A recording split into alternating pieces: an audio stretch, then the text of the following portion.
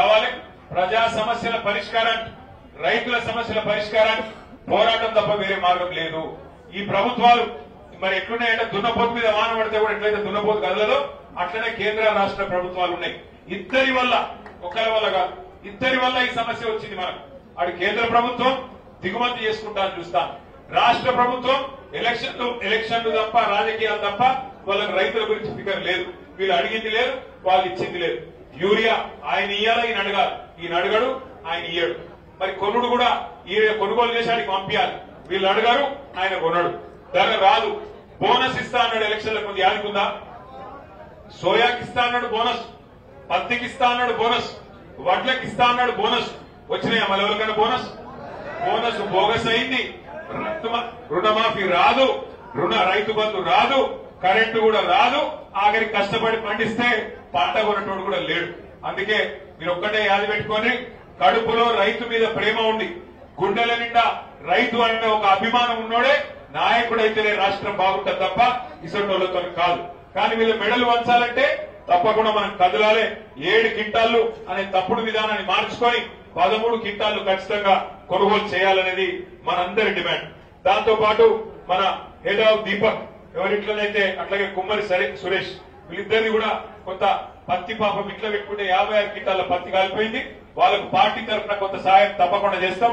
రేపు ఎల్లుండో రామన్న గారి చేతుల మీదుగా, అనిల్ జాదవ్ గారి చేతుల మీదుగా వారి సాయాన్ని కూడా మన పార్టీ తరఫున కొంత అందజేద్దామని చెప్పి కూడా తెలియజేస్తా ఉన్నాం.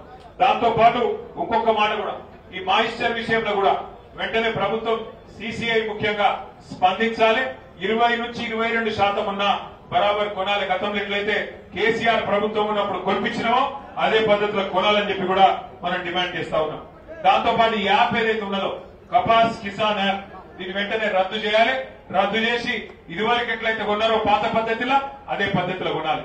అట్లాగే పెద్ద మనుషులు రైతులు, ముఖ్యంగా లేడీస్, వాళ్ళ బయోమెట్రిక్ సిస్టమ్ కూడా తీసేయాలి. వాళ్ళ కుటుంబ సభ్యులు తీసుకొస్తే ఆధార్ కార్డు చూసుకో, కావాలంటే ఆధార్ కార్డు చూసుకో, కాదంటే రేషన్ కార్డు చూసుకో, వాళ్ళ కుటుంబమా కాదా చూసుకొని బరాబర్ కొను. అంతేగాని వాళ్ళు కూడా రావాలి, బయోమెట్రిక్ కూడా రావాలి. ఒక మాట తమ్ముడు కరెక్ట్ గా అన్నాడు, ఒక రైతుకే ఇన్ని పరీక్షలు, ఒక రైతుకే ఇన్ని పరీక్షలా? బ్యాంకులలో 1000 కోట్లు ఎత్తుకపోయినాకేమో ఏం పరీక్షలు ఉన్నాయి, దానికి లోన్లు ఇచ్చినప్పుడు ఏమున్నాయి. కానీ రైతుకు మాత్రం ఫింగర్ ప్రింట్ పెట్టాలి, కాలి ముద్ర పెట్టాలి, ఏలి ముద్ర పెట్టాలి, తలరాత చూడాలి, ఇన్ని చూసి ఆఖరికి కొనాలి. ఆ కొనుడు కూడా చక్కగా కొనాలి. అందుకే మీకు నేను చెప్పేది, దయచేసి యాద పెట్టుకోండి. పెద్దలు శ్రీశ్రీ గారు ఎప్పుడో చెప్పిండు, పోరాడితే పోయేదేమీ లేదు, బానిస సంఖ్యలు తప్ప. బరాబర్ కొట్లాడాలి, కొట్లాడితేనే తెలంగాణ వచ్చింది. యాద పెట్టుకోండి. ఇదే బోనస్ కాడ నేను వచ్చిన ఆ రోజు మీరందరూ వంట వార్పు పెడితే బోనస్ కార్డునే చేసినాం. మళ్ళా బోనస్ కార్డునే కూర్చుందాం. కేంద్ర రాష్ట్ర ప్రభుత్వాలు దిగొచ్చేదాకా కొట్లాడదాం.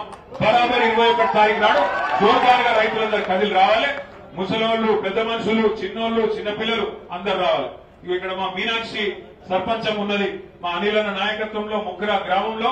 మరి నిన్న అక్కడ రైతులందరూ కలిసి పత్తి చేనులకు పోయి సెల్ఫీలు కొట్టి మోడీ గారికి పంపించారు.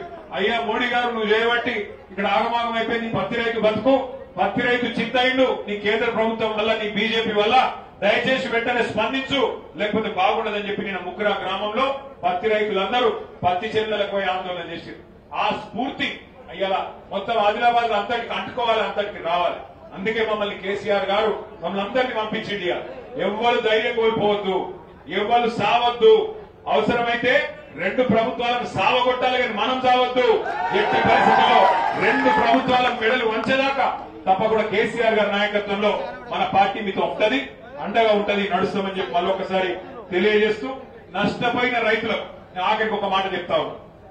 సోయాబీన్ రైతులు గాని, అధిక వర్షపాతం వల్ల నష్టపోయిన రైతులు గాని, వాళ్ళకి నేను ఒకటే మాట చెప్తున్నా.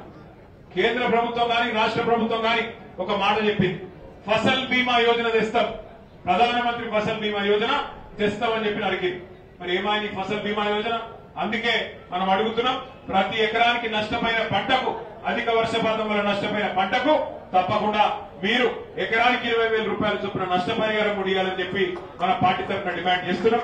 మీరందరూ కూడా రంగు మారిన సోయాను వెంటనే కొనుగోలు చేయాలి, ఏం షరతులు పెట్టద్దని చెప్పి కూడా డిమాండ్ చేస్తూ, జై జవాన్, జై జవాన్, జై తెలంగాణ.